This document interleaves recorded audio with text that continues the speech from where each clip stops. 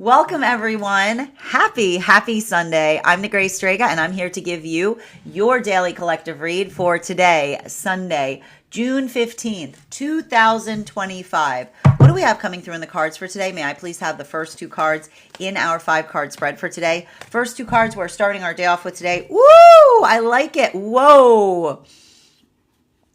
Yeah, that's some Sag energy. We've got here our Queen of Wands in its upright in combination with the Moon card in its reversal. We're going to talk about it. It's unabashed energy. It's unabashed energy. And I like it too because, you know, the thing that we keep on seeing is I feel like the beautiful thing about this is almost like what I would define energetically in relationality to Sag and Cancer energy, like coming together, as it were. And it's interesting because, you know, I see a lot of similarities between Sagittarian energy and Cancerian energy. And I know that's going to sound a little odd because I know that most individuals would not associate Cancerian energy and Sagittarian energy in proximity. But you have to understand there's a lot for us to learn. The similarity between a Sagittarian and a Cancerian has to do with working in the context of holding the self preciously. There's a lot to be learned there. That is the unifying thread between those two energetic astrological signs. Now, for Sagittarians, this is why we see that Sagittarians are often unabashed, right? It is the radiant delight of embracing the self, right? It is standing in the space of appreciating those parts, right? This is why I always like to feel, I always feel like the anthem of Sagittarians are like, I'm cringe, but I'm free, right? Because it's that space that feels a lot of that openness. Cancerians are very similar in that way, but Cancerians, and in that way, this is how Sagittarians hold themselves preciously. For Cancerian energy, a lot of that has to do with the ability of being very, like, utilizing, like the vulnerability. Cancers come here knowing that their vulnerability is a gift, right? It is not something that others can demand from them. It is the vulnerability that is the rare jewel. It is the ability to, and this is why sometimes, we see the fact that Cancerians like have a lot of walls up at times, right? Because Cancerians hold themselves preciously because they feel that access to the self is a gift. It's not a condition. It's not something that they need to worry. Like, there's no Cancer on the planet that you can try to convince and say, you owe me your vulnerability. Like, Cancers will be like, I don't owe you a thing. Like, I don't owe you anything. Like, good luck finding a Cancer and telling them that they have to be vulnerable with you. Like, just see how fast, see how fast, like that. Let's see how that works for you. let's see how that works for you. But this is why, there's something really important that we see right now. I want to point out, you'll remember that when we I want to take you back into the Wayback Machine when we talked about a lot of the vibration of coming into this year. And I think you'll remember that I said that a lot of the theme that we were going to see this year was honoring your no, right? And this is what I'm talking about with it. This is that type of energy. Because here's the thing about it. With that Sagittarian full moon, I keep on hearing the gift, the beauty and the gift of us being energetically unabashed is that it is something that we give to others as well. It is that space or that place wherein we're able to identify and recognize what it feels like to be energetically open in that way. And so I just keep on seeing that like a lot of this energy, I keep on hearing it feels like flourishing, because it is flourishing the space of being energetically unabashed. And when we do so, right, when we are energetically unabashed, it allows others to feel comfortable in their energetic authenticity as well. Like that is what is so beautiful about the journey of embracing the self. And I keep on seeing that for a lot of the energy right now, that is potentially, and I feel like the healing that's coming through, it's a little bittersweet, because I feel like a lot of it is working into, and this is also what we're seeing with Gemini coming out of Gemini season, that every part of us is the gift. And when we're doing that work effectively, we are able to embrace ourselves more fully. Center card for today's spread is, we have here our Emperor card in its reversal. Now, I like this energy, and I want to point out, we've been seeing a lot of this Emperor energy in this state over the last few days. It was here yesterday. It was in our spread. It was almost in the same exact position. It was lower in the deck itself. And we find it here. And then the day before that, it was in its the day before that, it was actually in its transverse. So I like to point this out too. For relationships, we look for counterparts. And counterparts don't necessarily have to be in the same exact frequency all the time. That's why they are called counterparts. They connect, right? They are able to find that energetic connection point. So what we're effectively seeing is, we've got here our Queen of Wands in its upright. We've got our Emperor in its reversal. And what do we have between them? Moon in its reversal. So that's clarity. So this is beautiful energy, because this is, as I said, the building of the trust that is occurring for a lot of these new relationships that are coming together at this time. This is continuing to be the culmination of a lot of these magician partnerships. And the ability of doing so, it feels different for masculine and feminine energy. Bearing in mind, this is not based on gender, but what one feels most aligned to. Now, what does it feel like for feminine? Right? This is the difficulty point that we see with feminine energy that's holding their energetic standards, right? This is the feminine energy that does so. And I love the Queen of Wands, because it talks about, right? Like, we see the fact that we see this Queen of Wands bearing a wand, but they're bearing a wand because they're holding something precious, right? It is the appreciation of the self, right? The ability to be strong in the self. It is the confidence within the self that allows, right, the ability to be able to articulate upon the needs that are expressed in a way that there isn't something that feels like, it's like, I gotta stress. I love the Queen of Wands, because I love the fact that the Queen of Wands, to a certain extent, is like, it's not a big deal. You know what I mean? Like, it's not a big deal. Because even in this space, you ever notice, like, that's what we mean with unabashedness, right? It's not a big deal, because it's that easement point as it relates to navigating our own difficulty. I always love to point out, we've got that little dark cat here, but that's the thing about it. It's not a big deal, because this is talking about the ability of doing the shadow work effectively in a way that one has the full context of the self. One knows all of the parts of the self. So we see even here that this is how masculine sees feminine, that not only is able to express the desire that they're seeking in manifestation, but they have the strength of purpose, right? The energetic standards in order to move in accordance to it, right? Like, that's why their hands are full. They got both. They got both.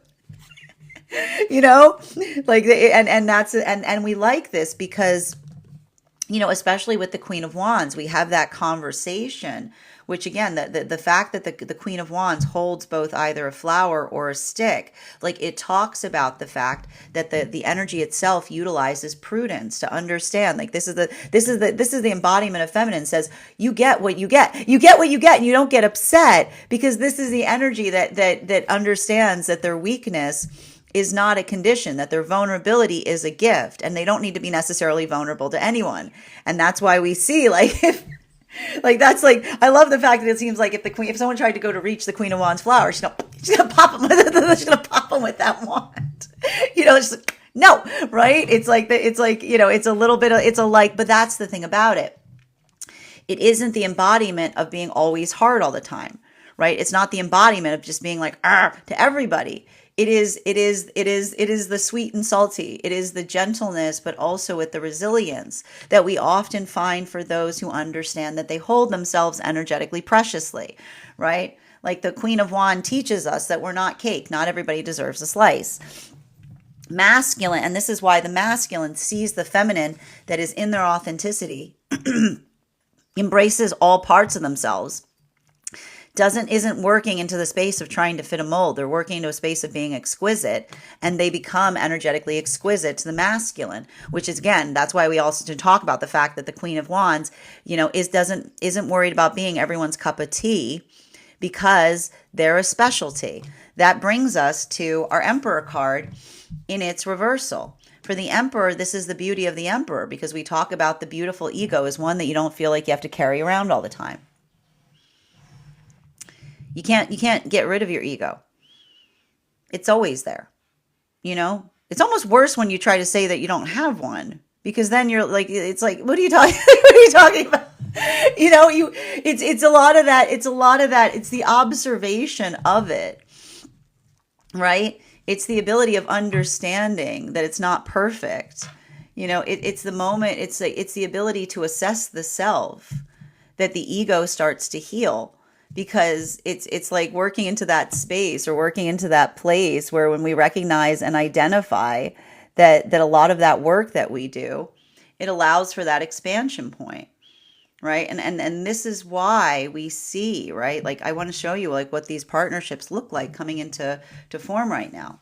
This is the feminine that, again, doesn't say like take it or leave it, but says like, if I know what I'm doing, if I know who I am, and I like what I do, and I know what I'm working on, then we don't arrive in the condition of trying to please another. We just recognize whether like there's an energetic connection here. So there's like a lot of that quality that's happening here about the masculine seeing a feminine that articulates their manifestation, but also has the strength of discernment to move towards it, right? We see here the masculine, the feminine sees the masculine that says like talking through their feelings, going through the like opening up about things, and both of these energies, what happens between them? They become energetic counterparts, bearing in mind this is not based on gender, but what one feels most aligned to. The masculine starts to enter into a relationship where they feel that they are safe to be able to express from a point of their vulnerability, and the feminine feels energetically supported to start to trust the masculine that isn't, I keep on hearing, isn't just putting on a front in terms of who they are, but is actually like the same outside as within. This brings us to, and what is allowing what's happening between them. Clear mirror, clarity of intention, the ability to feel seen, and the ability to see in kind. Fourth and fifth cards in our 5-card spread for today are, we've got here our Hanged Man in combination with our 9 of Swords in its upright. And it's not that everything's perfect. Far from it is what we see, right? There's a lot of that energy that we're identifying that is working through the energetic frustration point, right? And I love this right now, because I want to tell you, remember when I said that something that's happening right now for the energy coming into partnership, and I want to say, or energy right now doing this work in separation, because this could be recognized internally or externally, right? What is, as they start to build into healthy relationship with someone that truly sees them, but also says, I see you like, you know, I see you as a work in progress, and there's something really beautiful on what I'm seeing there. They're letting go of unhealthy thought forms. I told you, they're already clearing and dispelling something about the self that isn't true. Or something, and I keep on hearing one of two different modalities that has effectively occurred. What are the two different modalities that have effectively occurred? These are either situations or scenarios where someone set themselves on the task of healing something that they felt was acting as a barrier towards what it is that they were trying to manifest. And they've come so far that something that they've articulated about themselves, another person is dispelling, because they're saying, I know you keep on saying that, but I'm just not seeing any evidence of it in you, which is the ability to recognize that how much one has healed, right? The path of transformation that feels like the energetic clearing point, because another person dispels something unhealthy that you think about yourself that is no longer true of the self, articulating the fact that you've successfully healed from it, or that you're doing a great job doing so. Or these are relationships that are understanding the devastating consequences of being in unhealthy partnership. Because what are one of the devastating consequences of being in unhealthy partnership? That when we are in an unhealthy place, sometimes we have to imbibe things about ourselves that are not true in order to be able to maintain an unhealthy connection. And this is often how trauma gets within us, right? Because sometimes it's the fact, it is the lies about the self that one has to imbibe when one is in an unhealthy space that sometimes take a lifetime to clear. This is why we talk about trauma, because once we allow that energy within us, right? When we let something when we internalize another person's trauma, it becomes the blame of the self. It becomes the doubt of the self, because that's the thing about it. Like if you have to be in a bad relationship, you have to eat bad bread, right? Because that is what it takes. Because better to identify that there's something wrong within, something that you can change, something that you can work on, than to accept the situation for what it is that would require you to move away from it.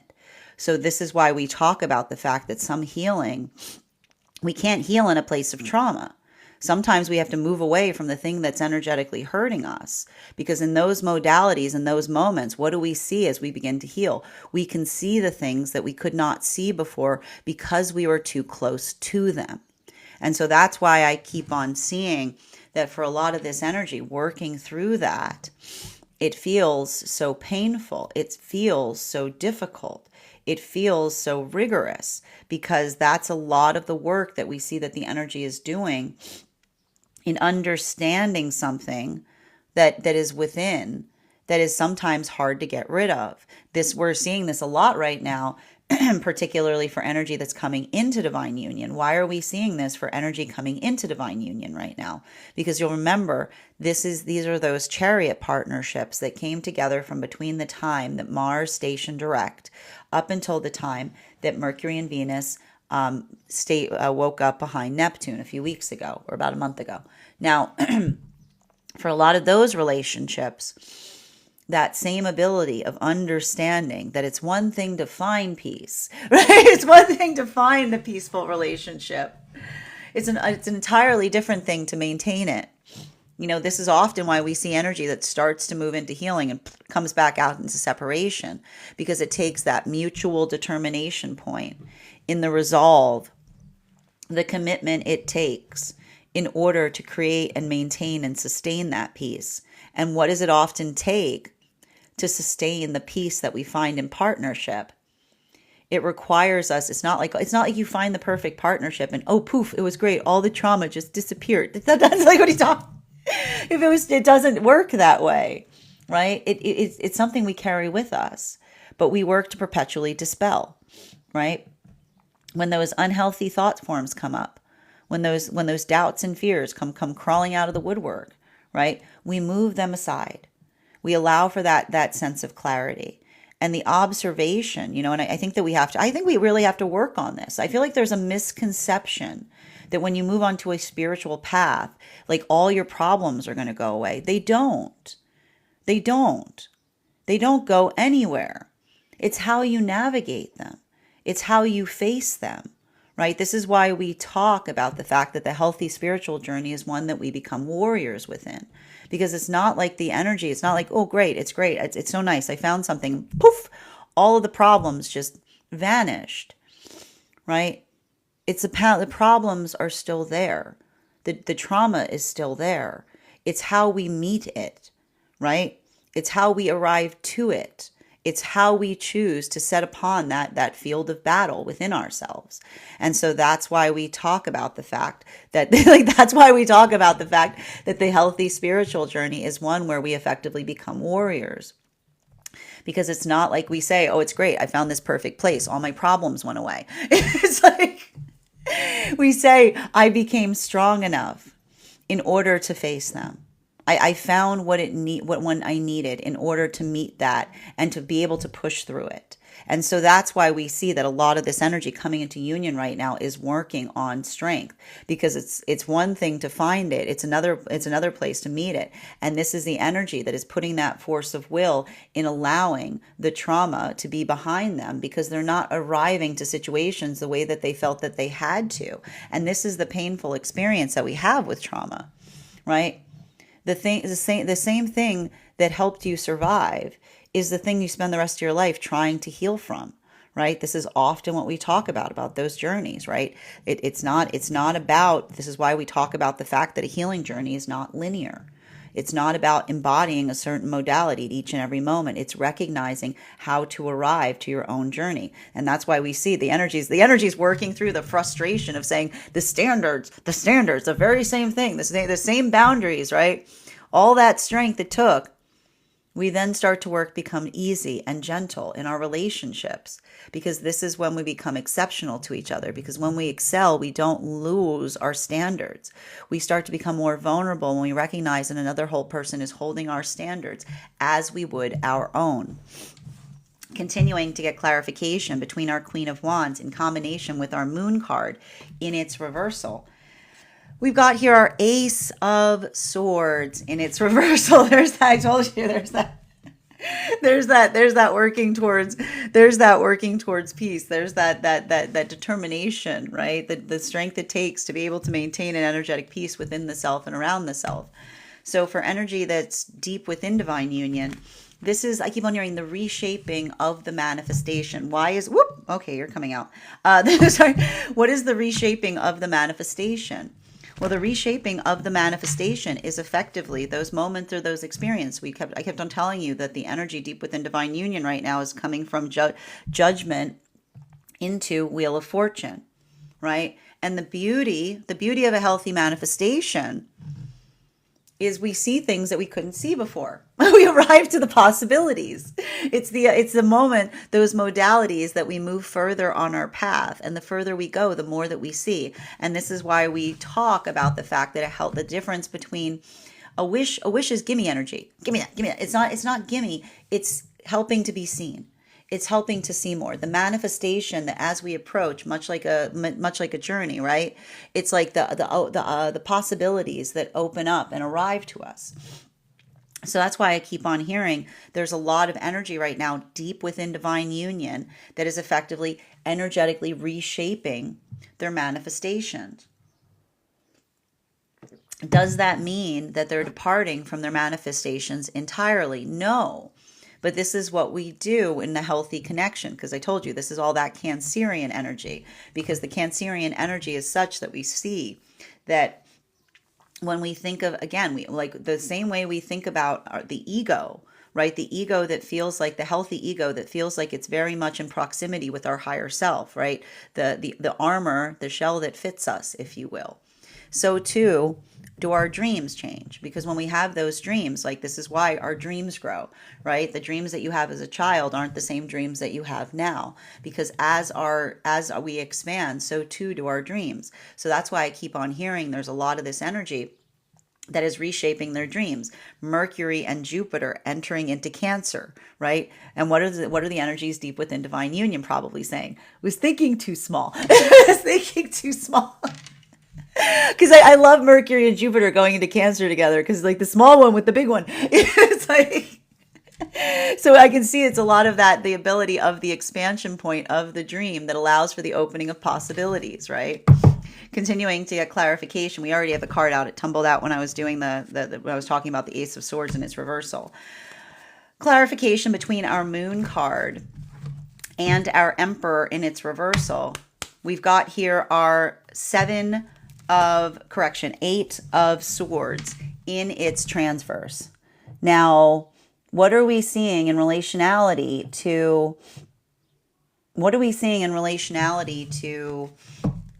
a lot of the energy and separation? Remember how I said that some of these partnerships were taking more time to come together energetically. They were pacing themselves, as it were. They were building into that. Why is this energy starting to feel the sense of being able to open up more to one another? Because they've allowed Saturn to do the work, right? They're building into that space of energetic reliability. They're seeing that parallel, and this is what the healthy relationship is. And this is why we talk about the fact that vulnerability is a gift, right? Because there is energy that is fickle in the process of their manifestation goals. And this is why we were talking about the fact that,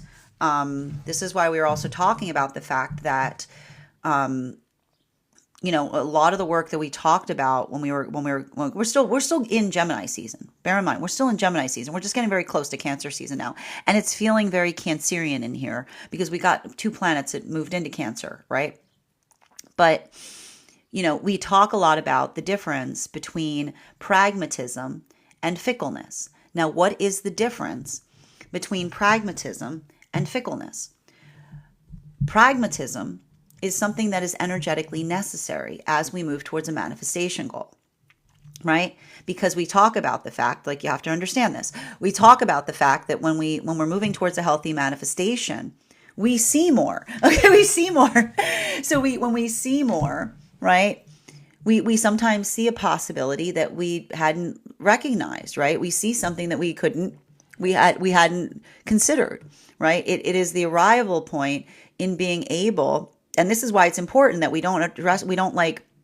it's why it's important that we aren't very too hard-headed when it comes to moving in a certain direction as it relates to our manifestations. Because if we say I'm going to do it exactly like this, but then you start moving and you see things you couldn't see before and you're like, no, you know what I mean?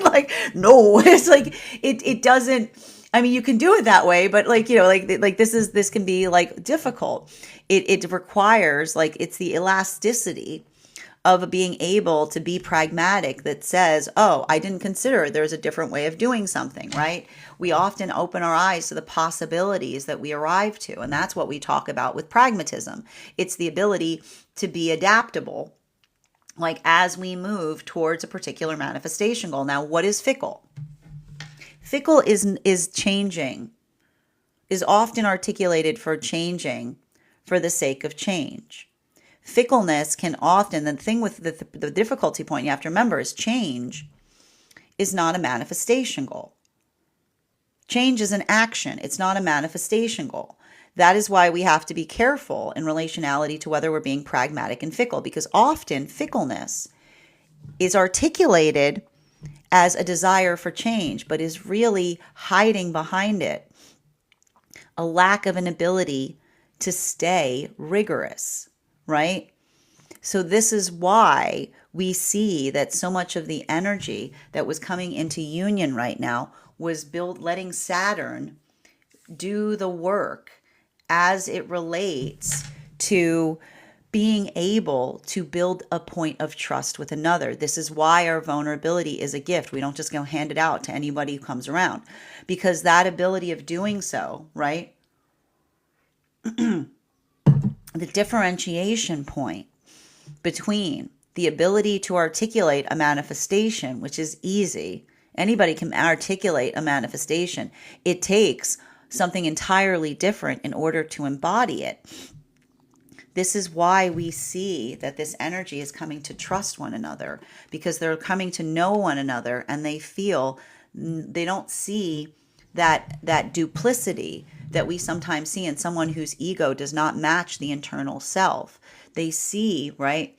This is the beauty of the work of Cancer that says when we're in a place of alignment, our ego does not feel completely different from what we are internally. It's pretty much the same the whole way down. It's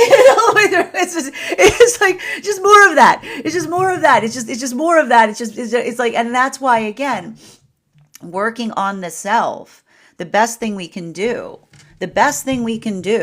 to come into partnership is work on the self. Because when we work into the healthy self, when we come into a space that we're good with ourselves, we don't shock the energy that we come into union with when they meet the energetic ego, and then they get to know us and they're like, who was that person? Like, who is that person? A completely different person. I don't know who that person is. And this is why, because again, we come into relationship to transform. We come into relationship to change. If you do not want to change, don't enter relationship.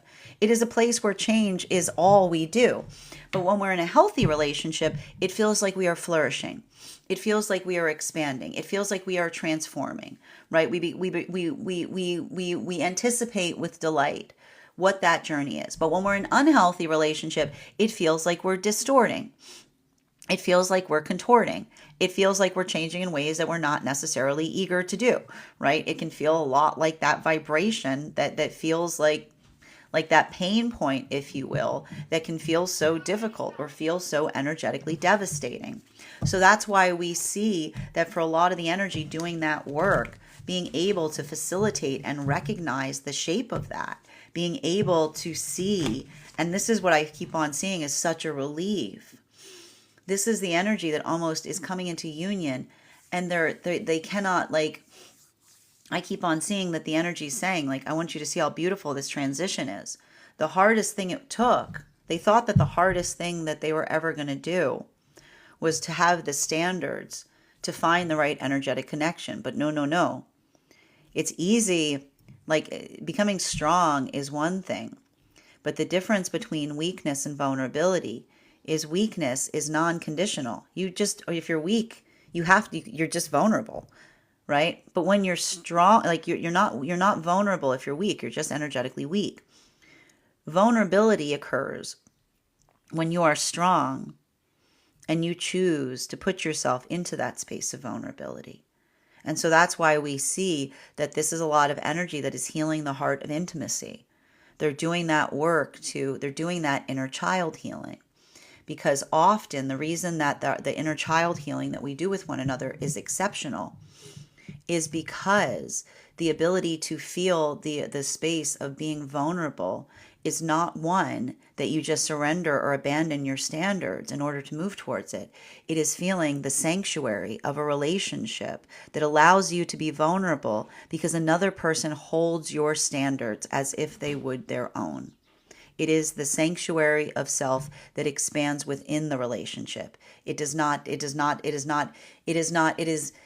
exceptional to it. It's not exclusive of it.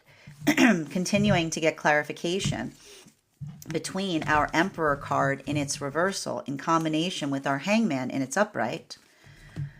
We've got here our Lovers card. I love it. I love the Lovers card.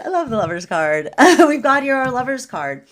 And I think that that's very beautiful because what we're effectively seeing with the Lovers card is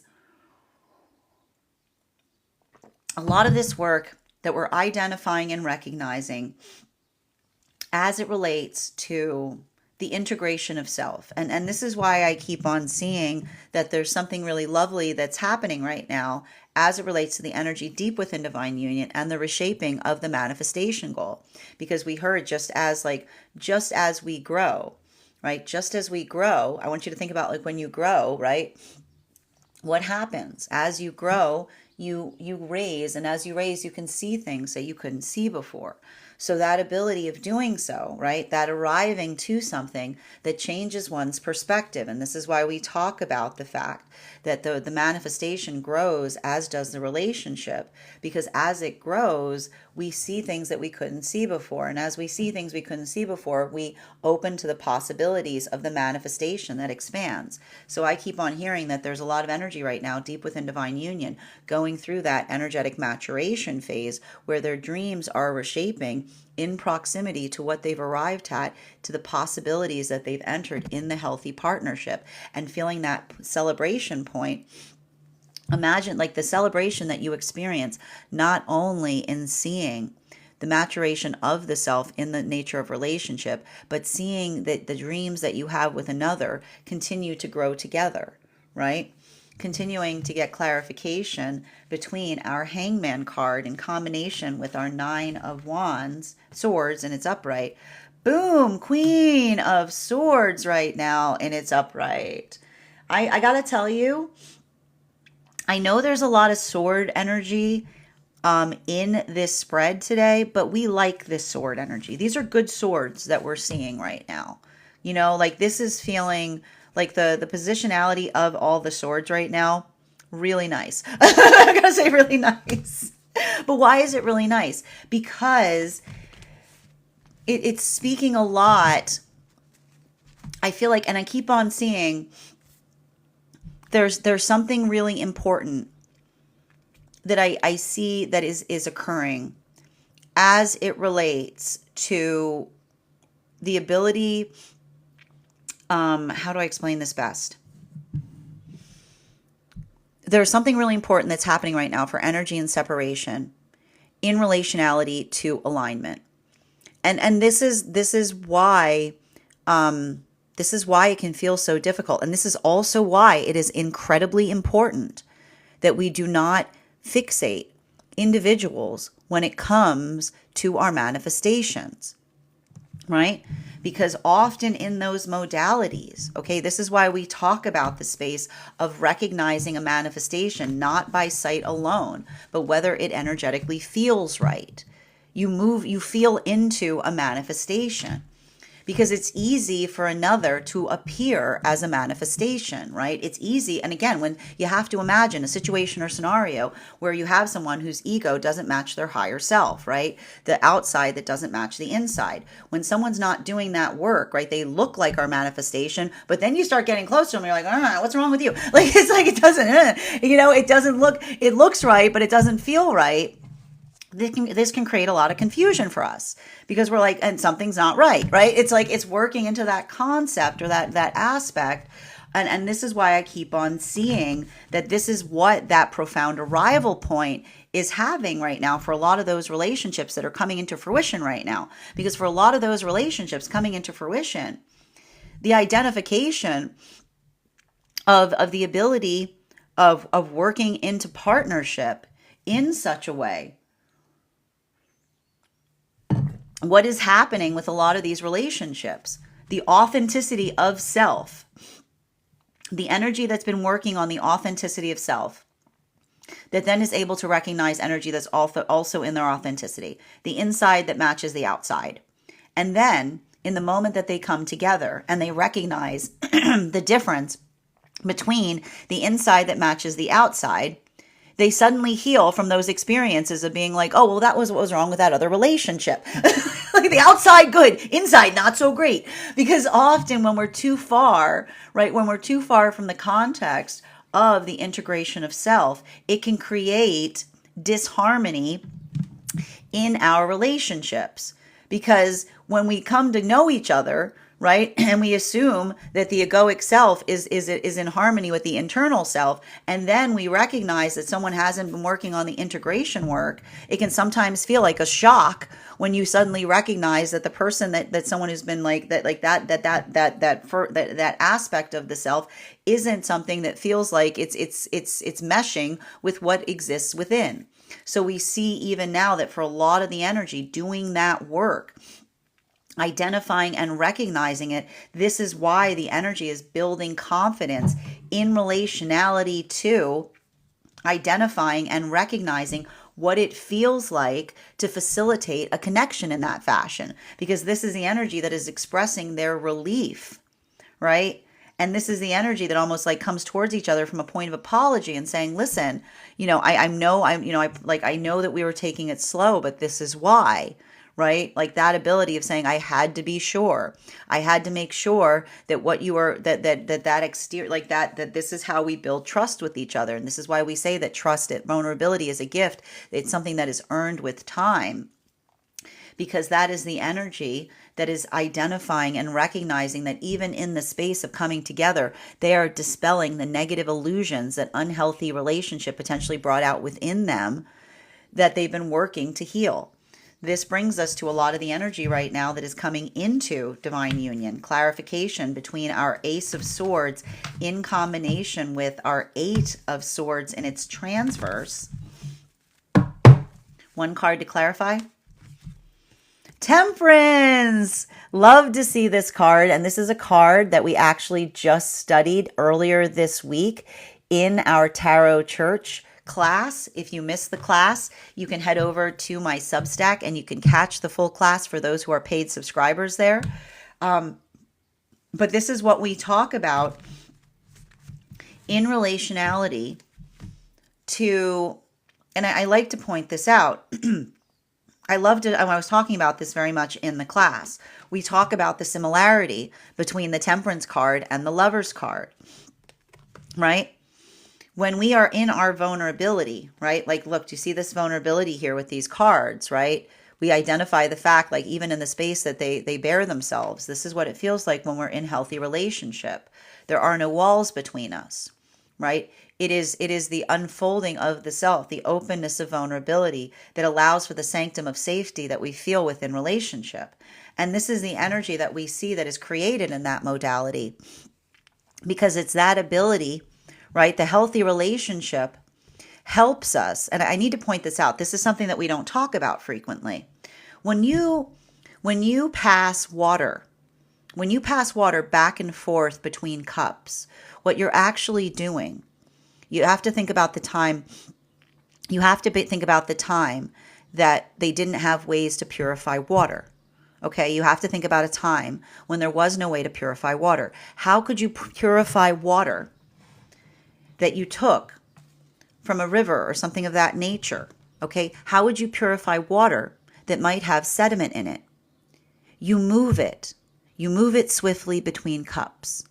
You move it swiftly between cups because as you move it swiftly between cups, you find a way to release the sediment from the purity of the liquid that is held there, right? It is the ability to move something back and forth between cups is how you can often remove detritus. It's how you can remove the things that are not safe to energetically consume. So we see even now that this is what we often experience in healthy relationship. We move the energy between us. And in the space of moving something back and forth, we dispel what is not in service to us. So that is why we see that the foundation of a lot of these relationships is through that act of basically being able to emotionally communicate in a way that they are sifting the wheat from the chaff, which is sifting the things that are energetically true of oneself versus those unhealthy thought forms, those unhealthy modalities of thought that we often pick up along the way that aren't in accordance or alignment to us.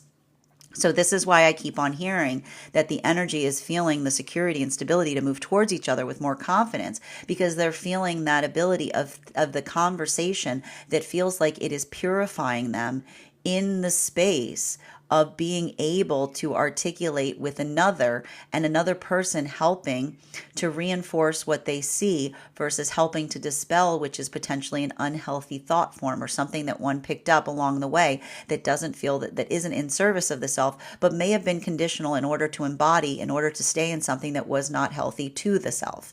Continuing to get clarification between our Eight of Swords in its transverse in combination with the Lover's card in its upright, we have here our Five of Pentacles in its reversal. I like to see the Five of Pentacles in its reversal. It's one of my favorite cards to see in the reversal.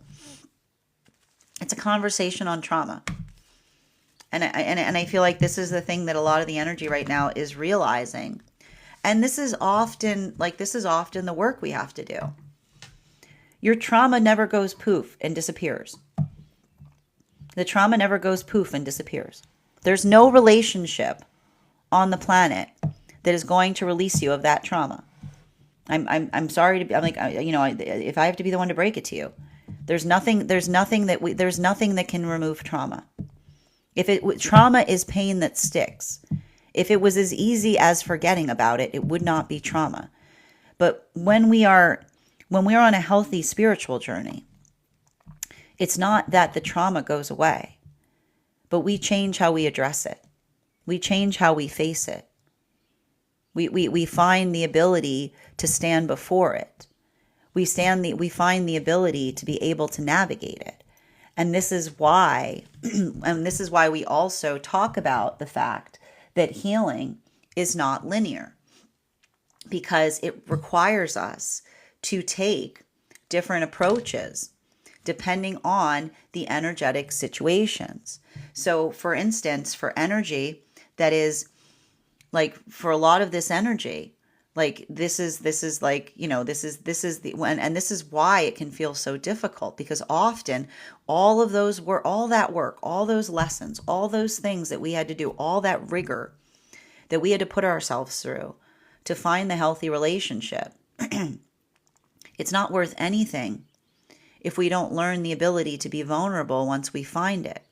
Because if we don't find the vulnerability to protect the peace that we find, we destroy the peace that we find with all the trauma that we bring into it. But this is why that is the work. This is why we talk about the healthy spiritual journey as one of becoming the energetic warrior. And that doesn't mean, like, warrior doesn't mean that you're fighting everything all the time. Okay? It means that you're doing the internal battle of the self. You're doing the work within the self. You recognize the waters that become volatile, right? The trauma that makes you become like super agitated in moments that are unnecessary. The moments that make you feel super reactive because you've unlocked a fear that occurred in a space that something completely unreasonable happened that never should have occurred. But the ability to calm the waters of the self, the ability to recognize that never goes away, but we get better, but who we become as we face it changes. This is the energy that is working into the strength, but the strength of becoming the peaceful warrior. A lot of that work that we see right now with Eris next to Chiron, which is the ability to say that all of those things that one used to have to do to protect yourself from trauma become the very things you try to remove from yourself when you find the peace that you're looking for. So that's why we see that this is a lot of that energy that is feeling, and in that moment that we are intentional, we are stronger than we ever have been before, because we don't allow the emotions to overrule our intention. We are not suppressing the emotions. You have to bear in mind, we're not just not feeling them, but we're feeling the intensity of them, but we're moving them into a direction that feels like it is positive instead of negative. This brings us into the Lover's card in combination with the Queen of Swords. There's that Page of Cups. This is what it feels like for a lot of the energy deep within divine union. For feminine energy, I like this. And this is why, again, this is why a healthy relationship is not a space that says abandon all standards, ye who enter here. A healthy relationship is not a space that says abandon all standards, ye who enter here. A healthy relationship is one that it becomes a sanctuary. It becomes a sanctuary because we build into partnership with another who holds our standards as well as we do our own. Because the true sad part is, we hold standards we wish we never had to hold. We hold standards we never wish we have to hold, because often our standards are formed in spaces where our boundaries have been crossed. And as painful as that is why often the absurdity point is when we articulate to someone we can trust and we say that we have a standard, they'll look at us like they'll be like, well, of course, right? Because that's often the articulation of someone that we're energetically safe with, because it didn't even cross their minds the fact that that was something that was conditional in the first place. But this is often why we have different approaches. This is why our standards become boundaries. Because if we hold a standard and another person starts pushing back on them and being like, what are you trying to imply by that? What are you saying? Why are you saying that? All of a sudden, we have the exact same articulation of the reason why we had to set the standard in the first place. The standard and the boundary transform depending on the pressure that is put upon them. So when someone holds our standards as we do our own, we feel silly for having them because it feels like it's unnecessary, but it's also the evidence on why we needed the standard. But when another person pushes back on why we have a standard, being like, why are you being so, like, why? Like, why? What? Right? And they start pushing on it. They start knocking on our standards. Our standards become our boundaries because it's not healthy relationship is one of mutual desire. It's one of mutual assent. So that's why we see that a lot of the energy right now, this is why the energy becomes so protective of one another, especially deep within divine union, because that is the energy that understands that when we build into the space of the relationship being the exception, right? It's not the exception that feels like we no longer have standards there. You understand? It's not the exception that feels like there are no standards. It is the ability of being exceptional with another, because it is the honor that we see in the healthy relationship where we don't feel we need to hold our standards because another person holds them for us. Continuing to get clarification between our Temperance card and our Five of Cups, Pentacles in its reversal, we've got here our Eight of Cups in its reversal. So a lot of this energy that we're seeing right now, I'm just seeing for a lot of this energy with the Eight of Cups in its reversal, has to do with, let me just walk through this. You know, I feel like the Eight of Cups in its reversal is coming through really important for the energy and separation right now. Because for the energy and separation, this is I keep on hearing this is a painful, like this is a painful healing. Why is it a painful healing? Because if these are relationships that are coming together by giving each other truth and they're dispelling an unhealthy thought form that another person had to imbibe in order to maintain a relationship, this is why we see that can feel so energetically or emotionally devastating. Because if there's something that we see, and I keep on seeing, there's one of two different modalities here. Okay, it's going to be, there's one of two different ways that this is going for energy and separation. Either there was something that was true about the self, that one put intentional effort in changing. This was all of that work that we talked about with Taurus season, right? The ability of understanding that anything is possible so long as we are determined on the pathwork of changing it. So the ability to recognize something that you once felt about the self, that you no longer embody.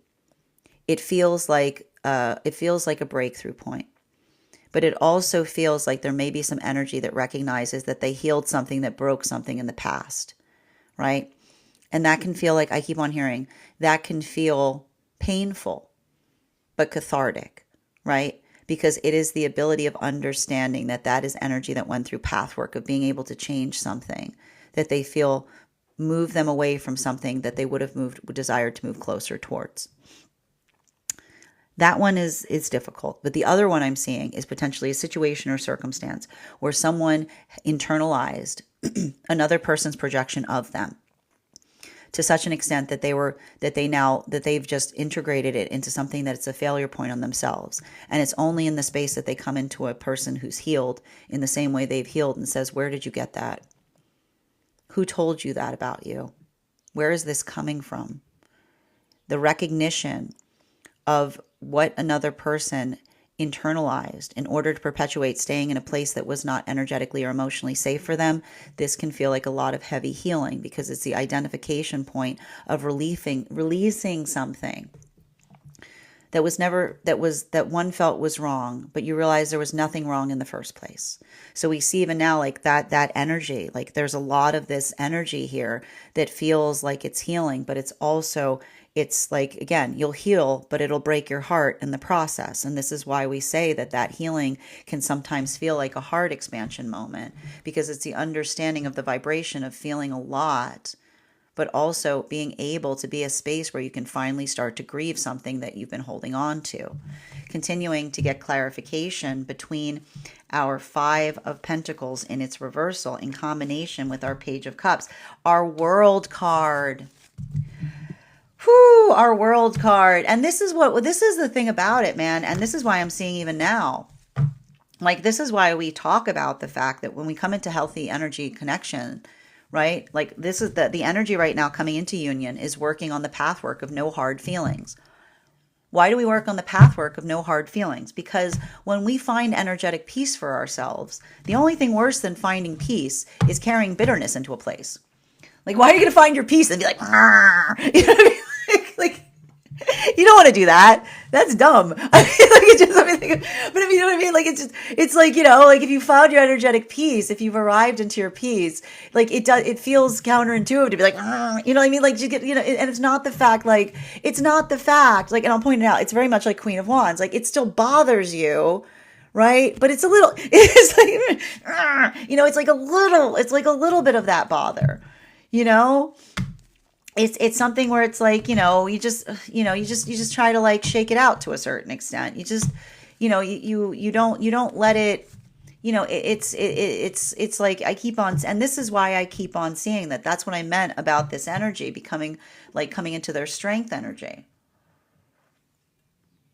Because this is the energy that it's not like the past doesn't come up. Past is like, boo. It's like, go away. Right? You just kind of like, go away. I'm busy. Right? You focus, and we talk about this. Like, we put our intention on what feels like it's restorative. We move in accordance with what feels like it's energetically best. And that's what I keep on seeing that's happening right now. Because, and I will say, I do see some separations occurring here. We were talking about this yesterday. And if you want to know, if you would like to know the rationale between where I'm seeing some of these separations that are occurring right now, it's the difference between boo and do. The difference between boo and do. What's the difference between boo and do? Like, boo is, and this is what I meant. Remember when I said that all of that work in Gemini season is articulating the difference between fickleness and pragmatism. What is the difference between fickleness and pragmatism? Fickleness, changing for the sake of change. Change is not a manifestation goal. Changing for the sake of change is often indicative as an aversion to being rigorous, right? I don't like this is not a manifestation goal, right? What would you prefer? What would you prefer is a manifestation goal. So that's why I see that there may be some separations that are occurring right now between boo and do, because boo is like, it's like it's working into that space of just like effectively energetically grumbling about things, right? Like, working into the space of like trying to like identify what's wrong. But this is the thing that's difficult. When we focus too much on what is wrong, right? We can't navigate what's right, right? You need, like, you let what's wrong move you in the direction of what's right. You don't let what's wrong, create that, like, I keep wondering, wrong should be a reason, not an excuse. Wrong should be a reason, not an excuse. So that's why I keep on hearing that if there are separations that are occurring right now, it's within that context. That it's about, like, I keep on hearing, like, working into the space of an energetic reason, being able to identify and recognize that. So I do feel like there's a lot of that energy both coming into union that is working on taking frustration and moving it in, like the frustration they used to feel that would trigger the trauma, moving it into a productive space. I need to move this into a productive space. The sifting, if you will, that we see in the Temperance card. I just got to put this somewhere to be useful. But even in that space, this is the energy. What is the energy doing coming into union? They're creating new tools for themselves. New tools. While for energy deep within divine union, this is the energy I told you. This is all Cancerian. This stream has gotten too tight. It's too tight. This is what happens. What do you do when the dream's too tight? You expand the dream, you get bigger, right? And the ability to talk about something, I keep on hearing like that is the arrival of the energy reshaping manifestations in accordance with the dimensionality of the relationship that grows. Final card in today's spread is, whoa, 10 of Swords in its upright. I'm okay with the 10 of Swords here. I'm okay with the 10 of Swords here because I told you there's a lot of Cancer energy. There's a lot of Cancer energy right now. I'm sick of this. I'm sick of this. Our frustration, everything we have is a gift, including our frustration. Including our frustration. I know it doesn't seem like that is the case. But I want you to understand that we've got two different modalities by which we often move towards our manifestation goals. Okay? There is often either, and this is just the two different ways it works. Okay? It's either those modalities wherein we recognize something that we want to change and we say, I got to change it. And what do we have to do? It's going to be a real pain to change it, but nonetheless, right? We put ourselves on that path of intention, right? Healthy manifestation is not about wishing for things. It's moving in accordance to it. So it's the energy that says it's not about griping. It's about doing. So this is the energy that says like allowing for that to propel forward. But sometimes, and this is also what's hard, and we talk a little bit about this. This has more of that conversation to do with the difference between boundaries and standards, which is often the reason we get so caught up in standards is that sometimes we get really frustrated when we have to hold a standard that seems like it's fairly obvious. You know what I mean? Like it seems like it's fairly obvious. Like it seems like it's fairly obvious, and that's like that. And I keep on hearing we don't attach reason to indulgence, which is we don't do something and then try to attach a manifestation goal to it. There's energy that'll try to do that. There's energy that'll try to do some whatever the heck they feel like it and then say, oh, it's a manifest. No, it's not. Right. It's the ability to articulate upon what we're trying to do that allows for that termination point of what is energetically right. And so I just keep on seeing that that's what I meant. Remember when I talked about this year being the year of embracing, like the year of nope, or embracing the not, which is trying to say, like when we talk about the not, we talk about the sacred not. And what is the sacred not? The sacred not is the exquisite insistence that we have on something that should feel like it's completely obvious. Like it's those moments or those modalities that you have to say to another, I cannot stress to you why this is energetically important. And again, if you're ever having those moments and you're not necessarily able to ascertain whether something that you're doing feels like it is energetically virtuous, right? We got to talk about that because we were talking a lot about that with the Temperance card, the fact that we don't have enough conversations about virtues anymore. But that ability of doing so is the identification point of a manifestation that is mutually shared, as well as the articulation point of why we feel the way that we do, right? And if you're ever having that moment, if you want something, or if you're holding on to something and you're very rigid about it, this is why we talk about shadow work. This is why we talk about the ability to understand the self, which is why is it so important to you? Because when you say to yourself, why is it so important to you? And you say, I don't know, that's usually because it's coming from the ego, right? The ego just says no to things because they're uncomfortable, often because they're trying to hide something from the self. The higher self will say, sit down, how much time you got? I'll talk to you about this till the cows come home. We'll be here all day. We'll be here all week. We'll be here all century. This is very important. There's a conversation there. Okay? There's a conversation about why something is important. The articulation in being able to articulate why something bothers the self will often give you the indication as to whether it's coming from the higher self or whether it's coming from the ego, because the ego always says, because I told you, because I said so, right? And that's not a manifestation goal. Because I said so is not a manifestation goal. That is not something that is mutually shared. So if you're doing that work right now, like I said, don't be changing from a point of discomfort. Don't be solution focused, not problem oriented. Recognize and especially with the fact that Uranus is about to transit, make sure that you're articulating upon what's, like, if you're talking about something that's bothering you, bring your prescription with you. Work through the solution so that it feels like it is energetically productive, because that's how we take a problem is a solution waiting to be found. And when we care about each other, we work towards that. We don't use the fact that there is a problem to find an excuse, is what I keep on hearing. Bottom of the deck on this reading right now. Yeah, especially with the Eight of Pentacles. All right. A healthy spiritual journey is not one that is indulgent to the self. It's not cozy, comfy. I know. Okay. Those who are on a good spiritual journey know that it's where we go to work. Okay. It's where we go to work. And often and it's not easy. It's not easy. But that's why it's blessed. It's not easy, but it's blessed. And that's the work that we do every day. And I keep on seeing that ability of doing so. This is what's happening across all of the frequencies, because I feel like there's a lot of that frustration. And this is often what happens with those who are on spiritual journeys. It feels like we have to take on the work of others around us that did not.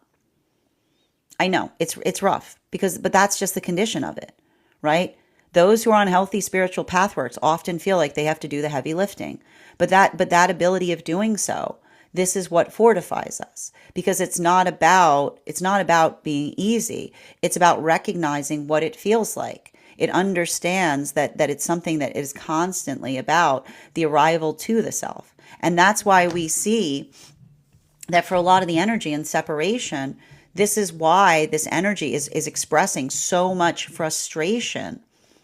Even in the context of coming into partnership, I would not be surprised if there are relationships right now that are coming together and someone's getting very upset about, like, you will find your healing, and the first thing you will say is, "Oh, look, I found the audacity. I found the audacity. Oh, look, this audacity was waiting for me here." Because it's the ability to see something that you couldn't see before. And often the first thing you see is the audacity. But that ability, even that, I want you to understand, if you're seeing the audacity and you're not being reactive to it, congratulations, right? Because it is the ability of understanding and recognizing that allows one to heal. Because it's the ability of identifying, like, okay, there's some work I didn't see I had to do before. While for energy that is coming into divine union, for a lot of the energy coming into divine union, this is also feels unfair to a certain extent. That's why we sometimes feel like it's really unfair when we go through the energetic spiritual journey, because this is a journey that goes, all that stuff that I had to learn, all those things that I had to build in terms of discernment and standing and boundaries, they are now acting as a wall in my relationship. Now I have to learn to dismantle them, because again, it's not about the modality we find ourselves with. It is the intention we bring to it. So that's why the energy says, like, this is why the energy is going, the audacity. The energy right now is confronting coming into union, the audacity of a spiritual journey, where all the stuff that you had to learn to be able to find the healthy energetic relationship is now what you have to work to disassemble within the self, right? It's like, you were able to put it together. Now take it apart. Take it apart. I'm glad you're able to put it together. Now you can take it apart. Let's see if you can take it apart. While for the energy that is deep within divine union, there's a lot of this energy that we see with a lot of the energy deep within divine union that is feeling the maturation, which is almost like the expansion point of saying that the work towards moving towards manifestations is never ending, because we never arrive to it, because the manifestation itself continues to change as we change. But that is also the beauty. Like, that is the beauty of I keep on hearing, it's the beauty of a kaleidoscope, which is the more you go, the more you see, the more it changes around the self. So I just keep on seeing that a lot of that energy is like working through the bittersweet maturation of what it feels like to come into a space of transformation. That is where we find all of the energy prior to beginning today's daily. That is our daily collective read for today. I want to thank you guys so much for being here and experiencing it. Just a reminder, if you would like to book a private reading with me, you can book one on my site. Please keep in mind, if you book a private reading with me, it is a 2-step process. You have to book the reading, you have to pay for the reading. Please make sure you do both if you'd like to have that reading. Most importantly, please remember that I will never, ever, ever, ever, ever, ever, ever, ever, ever, ever, ever, ever, ever reach out to you for personal reading. I will never DM you. I will never PM you. I will never slide into your inbox and tell you I have a very important message that only I can deliver. The only way you can book a reading with me is if you book one on my site, so I would encourage you to do it there.